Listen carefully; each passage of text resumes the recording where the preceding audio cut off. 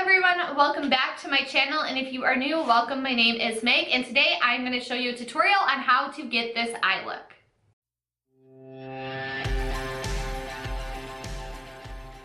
Alright, so yeah, today I'm going to get into this tutorial. This is something that I normally don't do on myself. I really like pushing myself with my makeup skills because that's how, you keep things going, keep it fresh. I love pushing myself to always learn new techniques. So I'm going to try my best to walk you guys through this. I really love how this turned out. It's definitely a cut crease with glitter and then the negative space liner. I feel like this is like a really popular look and trend floating around Instagram right now, so I figured I might as well try it out for myself to see how I like it. So if you'd like to learn how to get this, let's go ahead and roll into the video. I'm taking my Urban Decay Daydream palette, and first I'm going to go in the color Daydream, which is a nice matte soft brown color, and with my fluffy brush I'm really going to blend this high up into my crease, and as you can see I'm holding my brush at an angle to really buff it out upward. Once you get the color built up, you definitely want to take a clean fluffy brush and just give everything a once over so your eyeshadow looks seamless and blended together. Now I'm going in with Subscribe, which is a little bit deeper of a matte brown, and I am taking a Real Techniques 201 blending brush, and I'm concentrating this more to my true crease. As you guys can see, I'm not blending it out as far as we did with the first color. Going back with the original brush, I am just going to blend out the edges, and as you guys can see, I'm holding it at that upward angle because that's really going to blow out the shadow and blend it out nicely. If I wanted to keep it more concentrated and not blend it out as much, I would hold it at that downward angle. Now I'm going into my Lorac Matte Pro palette with the shades Corduroy and Chocolate. You guys can see that these are more like of a cooler tone brown. They're not as quite warm as the first two shadows. Now with the Morphe M432, I am taking that into my crease. I'm concentrating most of the color in the outer corner and then bringing whatever's left to the inner corner. As you guys can see, I'm sure you're getting the idea of the gradient here. The lighter the color, the higher up towards the brow bone. The darker the color, the closer to the crease you want to keep this. And again, to ensure a flawless blend, you just want to make sure that you're going back and forth with the different brushes to have a seamless blend.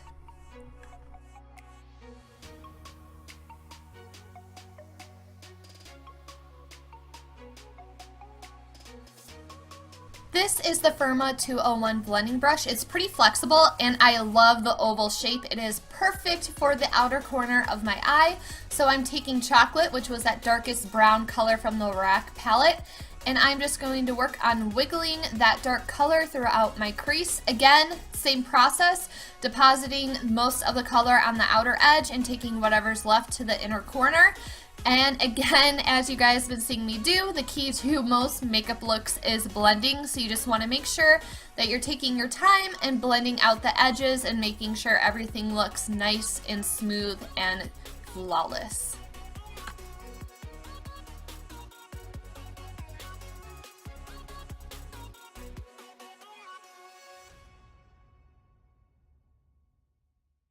Going into the Huda Beauty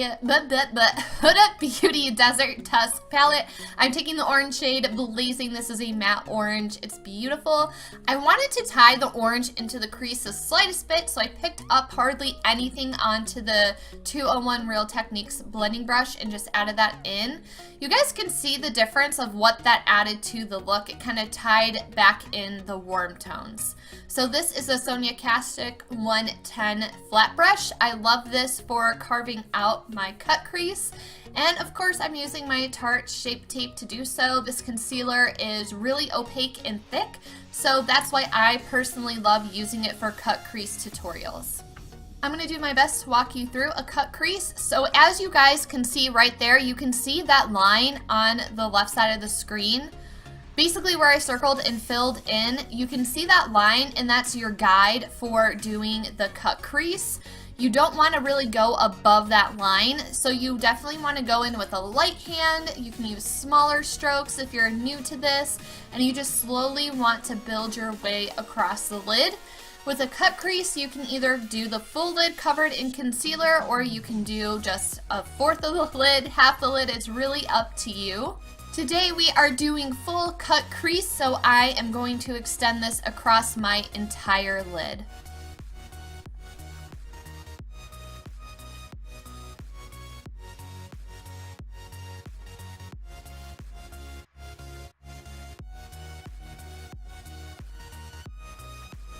I went back into the matte orange blazing color from the Huda Beauty Desert Dusk palette, and I'm just packing that onto my lid. I did a couple of layers to really build the color up, and I'm just applying this with a flat shader brush. This is just an Urban Decay brush that came with one of my Naked palettes, I believe, but I'm bringing this halfway across my lid. Going back into the Lorac Matte Pro palette, I'm taking that darkest brown chocolate shade on that oval brush, and I am just going to blend these two edges together.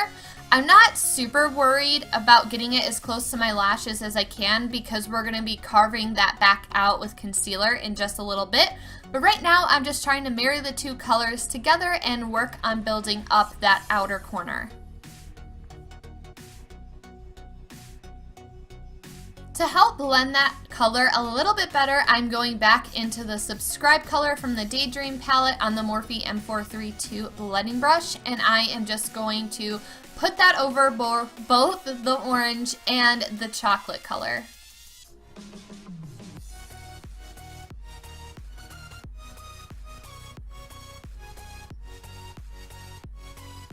Now it is time for the invisible liner. So you just want to take some concealer on an angled brush. I wanted to use a bit of a thicker brush, so I'm using this e.l.f. small angled brush, and I am just starting on the outer part of my eye, working my way up. And then again, you can take your time with this. I'm no expert when it comes to wing liner, but this was fairly easy for me to achieve. You just, again, want to work in small sections and take your time. So to set the concealer, I'm just going in with a matte white. This is Lucy from the Daydream palette. It doesn't matter what kind of brush you're using here. You could use one that's smaller than what I'm using, but I'm just taking a packer brush again and just packing the color on top of the concealer. I'm also going to take this opportunity to highlight my brow bone with the same matte white.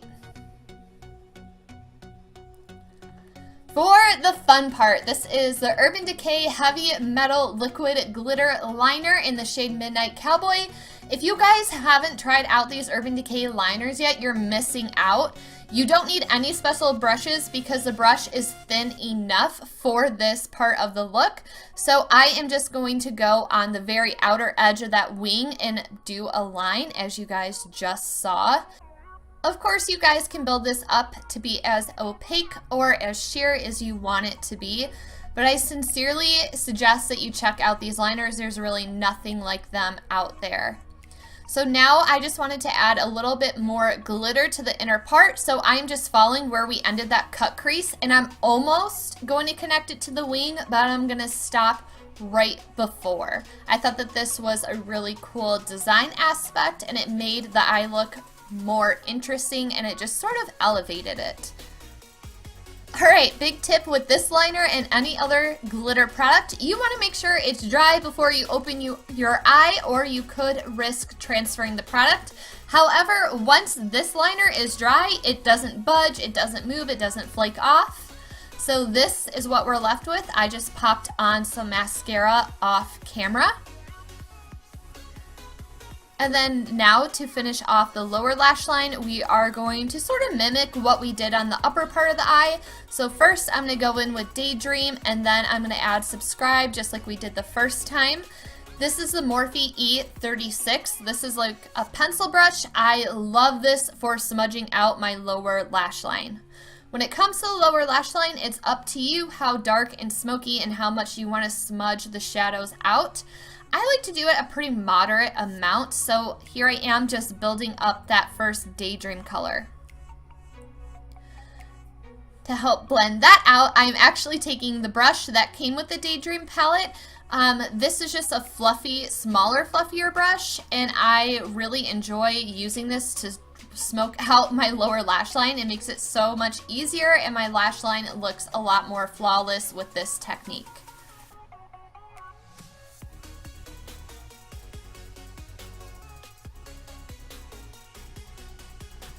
Now taking the Sonia Kashuk 202 brush, this is more of like a finer pointed pencil brush, I guess you could call it. Again, this is really great for the lower lash line. I'm just taking that subscribe color and I'm going to work on blending it down, and I'm going to blend it out again with the E36. And by the way, Target has all Sonia Kashuk products on sale right now. If you guys are interested in checking out any of these brushes, the 101 and the 202, I think I got them each for less than $4, so not a bad bargain. Back into Blaze from the Desert Dusk palette, I am going to use the same Sonia Kashuk brush and again build it up. It's the same techniques that you're applying to the lower lash line as you are the upper lash line. You're going to pack on color and blend it out, but the more and more color you add on and the darker and darker of a color you add on, the less you're going to smoke it out and the less you're going to blend it and drag it down.